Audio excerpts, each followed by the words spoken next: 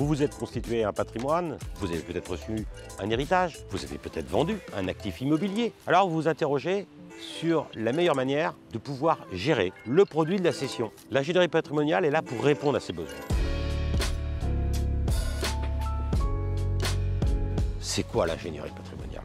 C'est l'univers juridique au sein duquel les investissements vont pouvoir se réaliser, ce qui berçait le patrimoine passé. L'environnement fiscal, bien évidemment, nous sommes en France et la dominante fiscale est importante.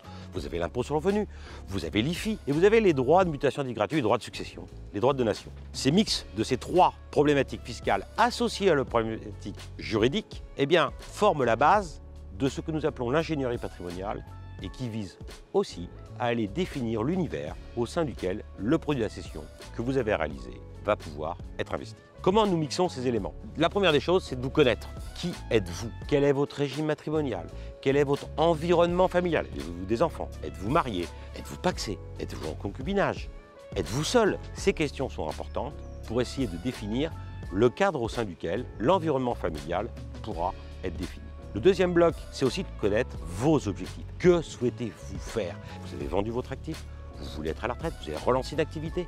Nous définissons ces objectifs et puis nous avons des pistes, des axes de réflexion. Alors, au sein de mon groupe, on note ces éléments par des notes d'opportunité. Où est-ce que nous pouvons aller? Et une fois qu'on a défini ces éléments, on les check ensemble, on les valide et on commence à travailler pour réussir à trouver des solutions concrètes adaptées à votre situation personnelle en fonction de vos objectifs, de votre appétence au risque, de l'environnement patrimonial que vous avez constitué et dans lequel vous baignez, et puis aussi bien évidemment vos souhaits. Restons focus sur vos souhaits. Nous sommes là pour essayer de contribuer à réaliser vos souhaits dans le cadre fiscal, juridique et financier. Dans cette vidéo, je vais vous expliquer quelles sont les étapes nécessaires à la structuration de votre patrimoine, à la gestion de votre patrimoine. La première des étapes, c'est ce que nous appelons l'analyse patrimoniale. On va recueillir vos données, on va recueillir votre situation personnelle, votre patrimoine, vos flux de revenus, un stock des flux, l'environnement au sein duquel vous baignez, votre famille. Et donc cette analyse patrimoniale permet de figer et de fixer les éléments. Cette analyse patrimoniale débouche sur une deuxième étape, ce que nous appelons le bilan patrimonial. Quelle est la situation au sein duquel vous êtes et quelles sont les répercussions de cette situation par rapport à une problématique qui est celle que vous avez fixée, mais aussi qui peut être contrainte. Exemple, vous avez réalisé un actif professionnel, à qui appartenait-il? Étiez-vous marié sur un régime de communauté? Étiez-vous marié sur un régime de séparation de biens? Êtes-vous le seul détenteur de ce patrimoine avec votre épouse, votre conjoint? Ou avez-vous déjà associé vos enfants? Et donc, nous dressons ces éléments pour essayer de définir là où nous devons aller avec des analyses objectives. Voilà votre situation fiscale, voilà votre situation juridique.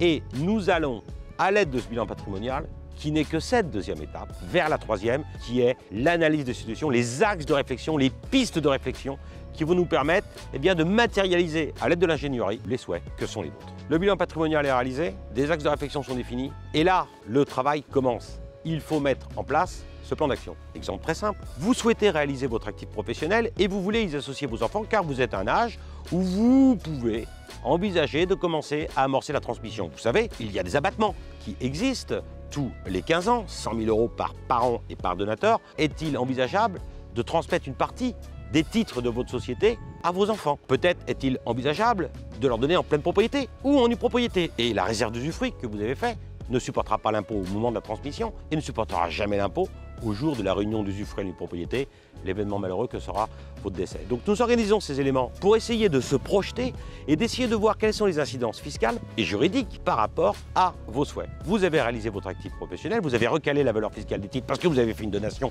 préalable à la cession et nous allons nous projeter au moment où vous avez vendu. Vous avez démembré, transmis la nue propriété à vos enfants. Eh bien vos enfants sont titulaires de la nue propriété du produit de la cession. Qu'est-ce qu'on va faire de ce produit de vente? Est-ce que nous restons en démembrement de propriété?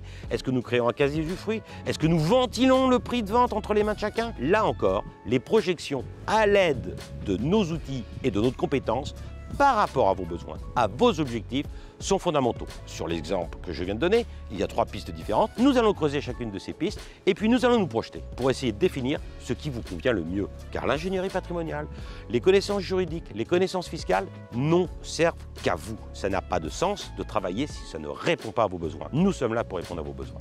Voilà déjà 30 ans que je travaille dans l'univers de la gestion privée et j'ai voulu créer avec mes associés La Place. Et au sein de La Place, une entité dédiée, Maison La Place. La Place et Maison La Place appartiennent au groupe Cristal, dont je suis le directeur directeur général délégué. Et Maison Laplace est l'entité de Family Office, mais aussi la marque de l'ingénierie patrimoniale, de l'ingénierie fiscale et de la gestion privée du groupe.